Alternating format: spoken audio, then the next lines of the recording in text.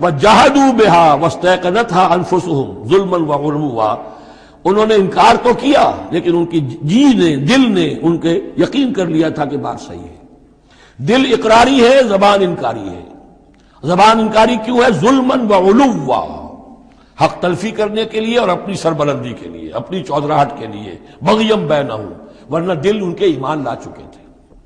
تو کیف یہدی اللہ قوما کفروا بعد ایمانہم، کہ جب حق منکشف ہو گیا، دل نے گواہی دے دی کہ حق ہے، پھر بھی کفر کیا۔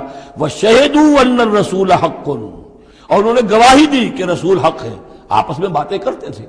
چنانچہ روایت میں آتا ہے کہ جو علقمہ کے دو بیٹے جو ہیں ابو حارثہ اور کرز، جب یہ چلے تھے یمن سے، نجران سے، تو کہیں ٹھوکر لگی کرز کے گھوڑے کو، تو اس نے کہا تعیس العمد، ہلاک ہو جائے وہ دور والا، یعنی جس کی طرف ہم جا رہے ہیں، محمد کی طرف صلی اللہ علیہ وسلم۔ اس پر بڑے بھائی نے کہا، ابو حارثہ نے، تعیست امک، تیری ماں ہلاک ہو جائے۔ انہوں نے کہا کیوں؟ میں نے تو محمد کو کہا تھا، جو کچھ کہا تھا، تمہیں کیوں اس طرح برا لگا؟ انہوں نے کہا تمہیں معلوم نہیں ہے، وہ وہی نبی ہیں، ہم پوری طرح جان چکے ہیں، وہ وہی نبی ہیں، ان کی شان میں گستاخی نہیں کریں گے، پکڑے جائیں گے ہم، وہ نبی ہیں اور وہی ہیں جن کے ہم منتظر تھے۔ انہوں نے کہا پھر مانتے کیوں نہیں؟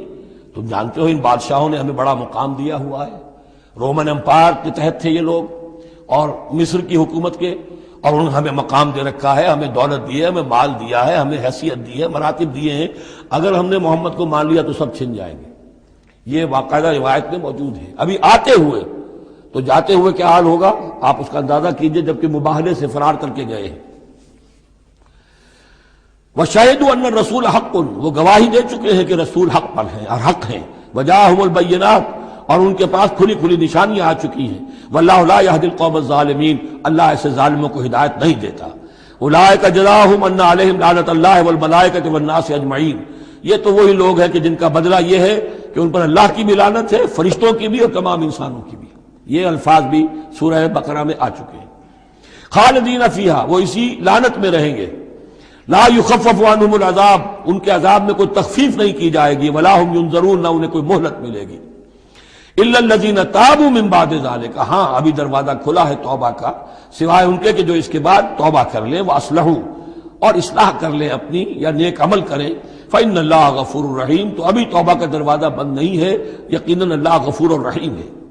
ان الذین کفروا بعد ایمانہم ثم ازدادوا کفرا لن تقبل توبتہم، جو لوگ جنہوں نے کفر کیا اپنے ایمان کے بعد، حق کو پہچان لینے کے بعد، چاہے زبان سے مانا ہو یا نہ مانا ہو، پھر اگر وہ کفر کرتے ہیں یا ماننے کے بعد زبان سے مرتد ہو جاتے ہیں، ثم ازدادوا کفرا، پھر وہ اپنے کفر میں بڑھتے چلے گئے، لن تقبل توبتہم، ان کی توبہ کبھی قبول نہیں ہوگی۔ واولئک هم الضالون، اور وہ تو یقیناً گمراہوں میں سے ہیں۔ ان الذین کفروا وماتوا وهم کفار، یقیناً وہ لوگ کہ جنہوں نے کفر کیا اور فوت ہو گئے، مر گئے اسی حال میں کہ وہ کافر تھے، فلن يقبل من احدهم ملء الارض ذهبا ولو افتدى به، تو ان میں سے کسی ایک سے زمین کی مقدار کے مطابق سونا بھی فدیے میں قبول نہیں کیا جائے گا اگر وہ پیش کر سکے۔ اب ظاہر بات ہے یہ محال ہے، ناممکن ہے، لیکن یہ کہ بات سمجھانے کے لیے کہ وہاں پر کوئی فدیہ نہیں ہے، زمین کے حجم کے برابر بھی سونا دے کر اور کوئی چھوٹنا چاہے گا تو نہیں چھوٹے گا۔ یہ وہی بات ہے، وَاتَّقُوا يَوْمًا لَا تَجْزِي نَفْسٌ عَن نَفْسٍ شَيْئًا وَلَا يُقْبَلُ مِنْهَا شَفَاعَةٌ وَلَا يُؤْخَذُ مِنْهَا عَدْلٌ، کوئی فدیہ نہیں لیا جائے گا، وَلَا هُمْ يُنصَرُونَ، نہ ان کی مدد ہوگی۔ اولئک لہم عذاب علیم، یہ وہ لوگ ہیں کہ جن کے لیے ہے دردناک عذاب۔ وما لہم من ناصرین، اور نہیں ہوں گے ان کے لیے مدد کرنے والے۔ لن تنالوا البر حتى تنفقوا مما تحبون وما تنفقوا من شيء فإن الله به علیم۔ اس آیت کا حوالہ میں دے چکا ہوں آیہ بر کے ضمن میں، کہ یہ جو نیکی ہے، مظاہر نیکی میں سے، عملی نیکی میں سب سے بڑی، سب سے پہلی، سب سے مقدم انسانی ہمدردی، اور انسانی ہمدردی میں اپنا مال خرچ کر سکنا، اور مال بھی وہ کہ جو محبوب ہو، ردی ہو، دل سے اتر گیا ہو، بوسیدہ ہو گیا ہو، وہ کسی کو دے کر اور سمجھا جائے کہ حاتم طائی کی قبر پر لات مار دی میں نے، تو وہ حماقت ہے اپنی جگہ پر۔ لن تنالوا البر حتى تنفقوا مما تحبون، تم ہرگز نہیں پہنچ سکو گے نیکی کے مقام کو جب تک کہ خرچ نہ کرو اس میں سے جو تمہیں پسند ہے۔ وما تنفقوا من شيء فإن الله به علیم، اور جو کچھ بھی تم خرچ کرو گے اللہ کو اس کا علم ہے۔ کل طعام کان حلا لبنی اسرائیل الا ما حرم اسرائیل علی نفسہ من قبل ان تنزل التوراۃ۔ یہ بھی ایک جھگڑا تھا، یہودی کرتے تھے کہ ان کی شریعت میں اونٹ کا گوشت حرام تھا۔ حضور نے آ کر جو حرام چیزوں کا اعلان کیا اس میں اونٹ کا گوشت حرام نہیں ہے۔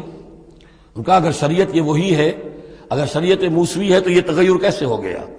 اس کی حقیقت بتائی ہے کہ تورات کے نزول سے قبل حضرت یعقوب علیہ السلام کو ذاتی جیسے بات ہوتی ہے کہ شاید ناپسند ہے، انہوں نے اونٹ کا گوشت اپنے اوپر حرام کر لیا تھا۔ جیسے حضور نے اپنی 2 ازواج مطہرات کی دلجوئی کے لیے بعض چیزیں جو حلال تھیں ان کی قسم کھا لی، یا ایھا النبی لما تحرم ما احل اللہ لک تبتغی مرضات ازواجک، یہ چیز ان کے ہاں روایت کے طور پر چلی آ رہی تھی۔ تو اللہ نے فرمایا لاؤ تورات اور دکھاؤ کہاں لکھا ہوا۔ تورات کے نزول سے پہلے یہ شکل حضرت یعقوب علیہ السلام کی تھی، اس کی تم پیروی کر رہے ہو۔ تو کھانے پینے کی وہ چیزیں جو اسلام نے حلال کی ہیں، کل طعام کان حلا لبنی اسرائیل، وہ بنی اسرائیل کے لیے بھی حلال تھی، الا ما حرم اسرائیل علی نفسہ، سوائے ان چیزوں کے کہ جنہیں حرام ٹھہرا لیا تھا اسرائیل، اسرائیل سے مراد حضرت یعقوب اللہ کے بندے عبداللہ، علی نفسہ ہی، اپنی جان پر، من قبل ان تنزل التوراۃ، اس سے پہلے کہ تورات نازل ہو۔ اس لیے کہ یہ تو 300-400-500 سال کا فصل ہے حضرت یعقوب میں اور نزول تورات میں۔ تو فاتوا بالتوراۃ فاتلوہا، اے نبی ان سے کہیے تم جو اعتراض ہم پر کر رہے تو لاؤ تورات اور پڑھو اور دکھاؤ، ان کنتم صادقین، اگر تم سچے ہو۔ شریعت تورات کے اندر کہیں بھی اونٹ کے گوشت کی حرمت نہیں ہے۔ فمن افترى على الله الكذب من بعد ذلك فاولئك هم الظالمون، اور جو لوگ اس کے بعد بھی اللہ کی طرف جھوٹ منسوب کرتے رہے تو یہ لوگ ظالم ہیں۔ اب ان سے کیا آدمی گفتگو کرے؟ قل صدق اللہ، کہہ دیجئے اللہ نے جو کچھ کہا صحیح فرمایا۔ فاتبعوا ملت ابراہیم حنیفا، بس پیروی کرو ملت ابراہیم کی جو یکسو تھے یا یکسو ہو کر۔ یہ حنیفہ کا لفظ دونوں طرف جا سکتا ہے، ابراہیم کی صفت یا حال حنیفہ، اور یہ اتباع کا حال بھی ہو سکتا ہے۔ فاتبعوا ملت ابراہیم حنیفہ، یکسو ہو کر، بعد کی تمام تقسیمات سے بلندتر ہو کر جو ابراہیم کا طریقہ ہے اس کی پیروی کرو۔ وما کان من المشرکین، اور مشرکین میں سے نہیں تھے۔ ان اول بیت وضع للناس للذی ببکہ، یقیناً پہلا گھر جو لوگوں کے لیے بنایا گیا اللہ کی عبادت کے لیے وہ وہی ہے جو بکہ میں ہے۔ بکہ اور مکہ یہ دو در حقیقت ایک ہی لفظ کے لیے دو پروننسیشن سے۔ ان اول بیت وضع للناس للذی ببکہ مبارکا وہدی للعالمین، برکت والا ہے اور تمام جہان والوں کے لیے ہدایت کا ذریعہ ہے۔ فیہ آیات بینات المقام ابراہیم، اس میں آیات بینات ہیں۔ ترتیب دیکھ لیجئے، وہاں کے 4 رکوع جو تھے ان میں پہلے اس کا ذکر ہوا تھا، پھر باقی ساری گفتگو تھی۔ یہاں ترتیب الٹ گئی ہے، ساری گفتگو کے بعد اب آخر میں یہ حصہ جو ہے تیسرا اس کا وہ ختم ہو رہا ہے، اس نصف اول کا، اور آخر میں تذکرہ حضرت ابراہیم کا ہے۔ مضامین وہی ہیں، ترتیب بدل گئی ہے۔ فی آیات بینات، اس میں تو بڑی روشن نشانیاں موجود ہیں۔ مقام ابراہیم، جیسے مقام ابراہیم، ومن دخلہ کان آمنا، اور جو بھی اس میں داخل ہو جاتا ہے امن میں آ جاتا ہے۔ بدترین پورے عرب کے اندر خوریزی ہوتی تھی، لیکن حرم میں اپنے باپ کے قاتل کو بھی اگر دیکھ لیتے تھے تو کچھ نہیں کہتے تھے۔ یہ ایسی روایت اس حرم کی رہی ہے اور آج تک ہے اللہ کے فضل و کرم سے، کہ وہاں پر امن ہی امن ہے، دار الامن۔ من دخلہ کان آمنا وَلِلَّهِ عَلَى النَّاسِ حِجُّ الْبَيْتِ مَنِ اسْتَطَاعَ إِلَيْهِ سَبِيلًا، اور للہ علی الناس، اب لام اور علی کو یہاں نوٹ کر لیجئے، اللہ کا حق ہے لوگوں پر کہ وہ حج کرے اس کے گھر کا، جو بھی استطاعت رکھتا ہو اس کے سفر کی۔ للہ علی الناس، اللہ کا حق ہے لوگوں پر، حج البیت، گھر حج کرنا بیت اللہ کا، من استطاع الیہ سبیلا، جو بھی استطاعت رکھتا ہو راستے کی، سفر کی۔ ومن کفر، اب یہاں کفرہ کے معنی کیا ہوں گے؟ جو استطاعت کے باوجود حج نہیں کرتا وہ گویا کہ کفر کرتا ہے۔ ومن کفر فإن اللہ غنی عن العالمین، تو وہ اللہ تو غنی ہے تمام جہانوں سے۔ قل یا اہل الکتاب لم تکفرون بآیات اللہ، اب آخری یہ آیات ہے، بڑا ہی انداز جو ہے جھنجھوڑنے کا، اور جیسے کہ پیئرسنگ آئیز کے ساتھ دیکھ کر کسی سے بات کی جائے اور اس کے یعنی نگاہیں گاڑ کر اس پر۔ قل یا اہل الکتاب لم تکفرون بآیات اللہ، کیوں اللہ کی آیات کا انکار کر رہے ہو؟ واللہ شہید علی ما تعملون، اور جبکہ جو کچھ تم کر رہے ہو اللہ اسے دیکھ رہا ہے۔ قل یا اہل الکتاب لم تصدون عن سبیل اللہ، کہہ دیجئے ہے کتاب والو کیوں روکتے ہو اور روکتے ہو. سدا یسد دونوں معنی